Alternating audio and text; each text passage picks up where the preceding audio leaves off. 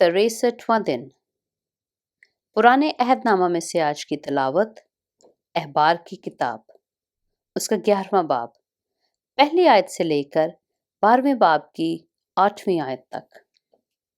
फिर खुदावंद ने मूसा और हारून से कहा, तुम बनी इसराइल से कहो कि जमीन के सब हैवानात में से जिन जानवरों को तुम खा सकते हो वो ये हैं। जानवरों में जिनके पांव अलग और चिरे हुए हों और वो जुगाली करते हों, तुम उनको खाओ। मगर जो जुगाली करते हैं या जिनके पांव अलग हैं, उनमें से तुम इन जानवरों को ना खाना, यानी ऊंट को, क्योंकि वो जुगाली करता है पर उसके पांव अलग नहीं, सो वो तुम्हारे लिए नापाक है। और साफान को, क्योंकि वो जुगाली करता है पर उसके पांव अलग नहीं, वो भी तुम्हारे लिए नापाक है। और खरगोश को, क्योंकि वो जुगाली तो करता है पर उसके पांव अलग नहीं, वो भी तुम्हारे लिए नापाक है। और सुवार को, क्योंकि उसके पांव अलग और चिरे हुए हैं पर वो जुगाली नहीं करता, वो भी तुम्हारे लिए नापाक है। तुम उनका गोश्त ना खाना और उनकी लाशों को ना छूना, वो तुम्हारे लिए नापाक हैं। जो जानवर पानी में रहते हैं उनमें से तुम इनको खाना, यानी समंदरों और दरियाओं वगैरह के जानवरों में जिनके पर और छिलके हों, तुम उन्हें खाओ। लेकिन वो सब जानदार जो पानी में यानी समंदरों और दरियाओं वगैरह में चलते फिरते और रहते हैं, लेकिन उनके पर और छिलके नहीं होते, वो तुम्हारे लिए मकरूह हैं। और वो तुम्हारे लिए मकरूह ही रहें, तुम उनका गोश्त ना खाना और उनकी लाशों से कराहियत करना। पानी के जिस किसी जानदार के ना पर हों और ना छिलके, वो तुम्हारे लिए मकरूह है। और परिंदों में जो मकरूह होने के सबब से कभी खाए ना जाएं और जिनसे तुम्हें कराहियत करना है, सो ये हैं उकाब और उस्तख्वान ख्वार और लगड़ और चील और हर किस्म का बाज और हर किस्म के कौवे और शुतुरमुर्ग और चुगत और कुकल और हर किस्म के शाहीन और बूम और हरगीला और उल्लू और काज और हवासिल और गिद्ध और लकलक और सब किस्म के बगले और हुदहुद और चमगादड़ और सब परदार रेंगने वाले जानदार जितने 4 पांव के बल चलते हैं, वो तुम्हारे लिए मकरूह हैं।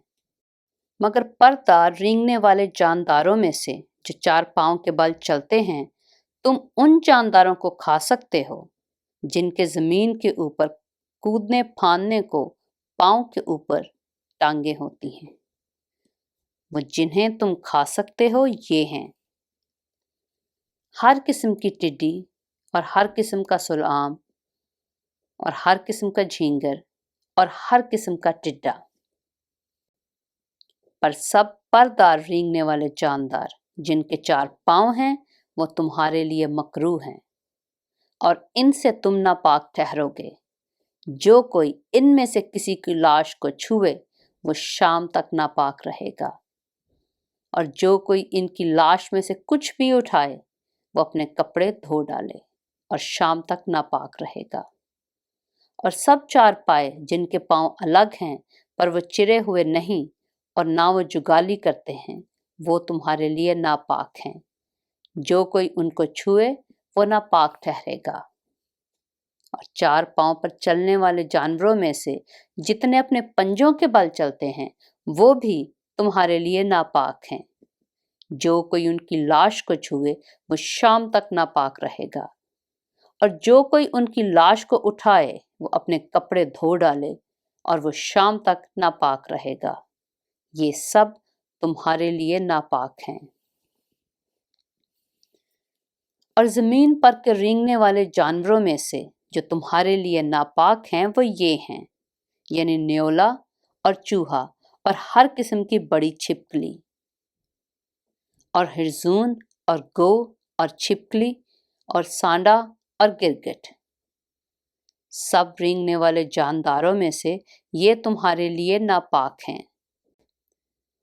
جو کوئی ان کو مرے پیچھے ان کو چھوئے وہ شام تک ناپاک رہے گا، اور جس چیز پر وہ مرے پیچھے گریں وہ چیز ناپاک ہوگی، خواہ وہ لکڑی کا برتن ہو یا کپڑا یا چمڑا یا بورا ہو، خواہ کسی کا کیسا ہی برتن ہو، ضرور ہے کہ وہ پانی میں ڈالا جائے اور وہ شام تک ناپاک رہے گا، اس کے بعد وہ پاک ٹھہرے گا۔ اور اگر ان میں سے کوئی کسی مٹی کے برتن میں گر جائے تو جو کچھ اس میں ہے وہ ناپاک ہوگا، اور برتن کو تم توڑ ڈالنا۔ اس کے اندر اگر کھانے کی کوئی چیز ہو جس میں پانی پڑا ہوا ہو تو وہ بھی ناپاک ٹھہرے گی، اور اگر ایسے برتن میں پینے کے لیے کچھ ہو تو وہ ناپاک ہوگا۔ اور جس چیز پر ان کی لاش کا کوئی حصہ گرے، خواہ وہ تنور ہو یا چولہا، وہ ناپاک ہوگی اور توڑ ڈالی جائے۔ ایسی چیزیں ناپاک ہوتی ہیں اور وہ تمہارے لیے بھی ناپاک ہوں، مگر چشمہ یا تالاب جس میں بہت پانی ہو وہ پاک رہے گا، پر جو کچھ ان کی لاش سے چھو جائے وہ ناپاک ہوگا۔ اور اگر ان کی لاش کا کچھ حصہ کسی بونے کے بیج پر گرے تو وہ بیج پاک رہے گا، پر اگر بیج پر پانی ڈالا گیا ہو اور اس کے بعد ان کی لاش میں سے کچھ اس پر گرا ہو تو وہ تمہارے لیے ناپاک ہوگا۔ اور جن جانوروں کو تم کھا سکتے ہو، اگر ان میں سے کوئی مر جائے تو جو کوئی اس کی لاش کو چھوئے وہ شام تک ناپاک رہے گا، اور جو کوئی اس کی لاش میں سے کچھ کھائے وہ اپنے کپڑے دھو ڈالے اور وہ شام تک ناپاک رہے گا، اور جو کوئی ان کی لاش کو اٹھائے وہ اپنے کپڑے دھو ڈالے اور وہ شام تک ناپاک رہے گا۔ اور سب رینگنے والے جاندار جو زمین پر رینگتے ہیں مکروہ ہیں اور کبھی کھائے نہ جائیں۔ اور زمین پر کے سب رینگنے والے جانداروں میں سے جتنے پیٹ یا 4 پاؤں کے بل چلتے ہیں یا جن کے بہت سے پاؤں ہوتے ہیں ان کو تم نہ کھانا، کیونکہ وہ مکروہ ہیں۔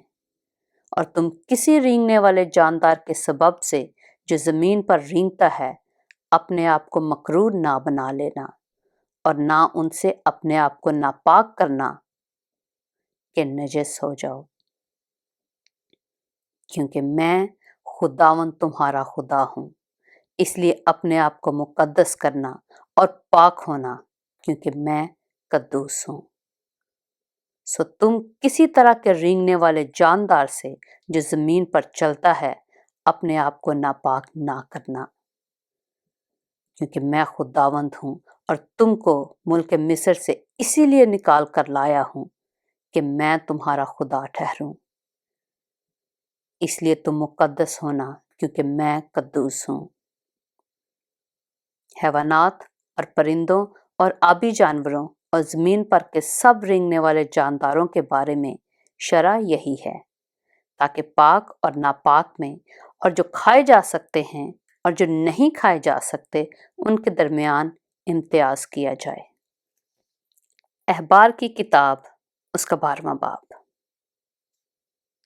اور خداوند نے موسیٰ سے کہا، بنی اسرائیل سے کہہ کہ اگر کوئی عورت حاملہ ہو اور اس کے لڑکا ہو تو وہ 7 دن ناپاک رہے گی، جیسے حیض کے ایام میں رہتی ہے، اور 8ویں دن لڑکے کا ختنہ کیا جائے۔ اس کے بعد 33 دن تک وہ طہارت کے خون میں رہے، اور جب تک اس کی طہارت کے ایام پورے نہ ہوں تب تک نہ تو کسی مقدس چیز کو چھوئے اور نہ مقدس میں داخل ہو۔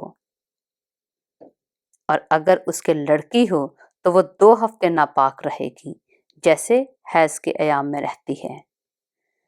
اس کے بعد وہ 66 دن تک طہارت کے خون میں رہے، اور جب اس کی طہارت کے ایام پورے ہو جائیں تو خواہ اس کے بیٹا ہوا ہو یا بیٹی، وہ سوختنی قربانی کے لیے 1 یک سالہ برا اور خطا کی قربانی کے لیے کبوتر کا ایک بچہ یا ایک کمری خیمہ اجتماع کے دروازہ پر کاہن کے پاس لائے، اور کاہن اسے خداوند کے حضور گزرانے اور اس کے لیے کفارہ دے، تب وہ اپنے جریان خون سے پاک ٹھہرے گی۔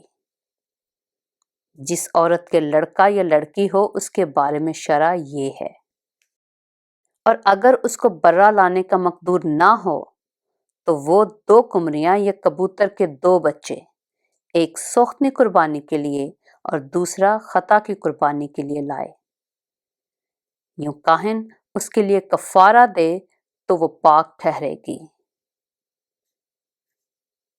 پاک کلام کے پڑھے اور سنے جانے پر خداوند کی برکت ہو۔